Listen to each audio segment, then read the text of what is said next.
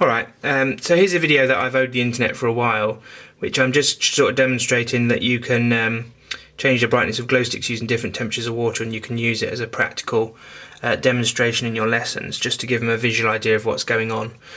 So what I've got there is I've got some hot water with the glow stick already in, some tap water, and then some water just there, cold water with ice cubes floating around in it. To give myself just a couple of different temperatures. I'm probably not going to use the middle one for this, but certainly in your demo with the students you could. Now, you can see that it looks really light. It's actually a little bit darker than that. I've tried to do it during the day to emulate the sort of brightness that you could achieve in your lab, because obviously you'll be teaching during the day.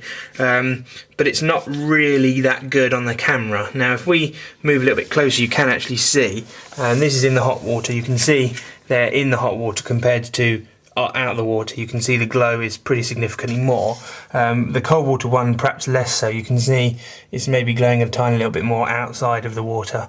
Now the real beauty of the experiment is obviously swapping them, so I'll put that one in there, put that one in there, and you should be able to see reasonably quickly, because they've got quite a high surface area to volume. You can see the glow of that one dropping, and hopefully we'll be able to see that one getting a bit brighter. These cheap glow sticks tend to not be amazing because the quantity of hydrogen peroxide they put in them is very small, assuming they still make them the way they used to. But you can see the glow in that one's already gone away, and you can see there where the hot water was obviously a little bit deeper. You've got that patch in the middle where it's still glowing quite brightly, and it's kind of died a death. The other one, yeah, it's starting to glow a little bit better. Yeah, a little reasonably, it's getting there. Obviously you might want to try it beforehand, and you can use really hot water. I've been standing around for a while doing outtakes for this, so my water's kind of dropped in temperature a little bit, so it's not quite as effective as it could have been.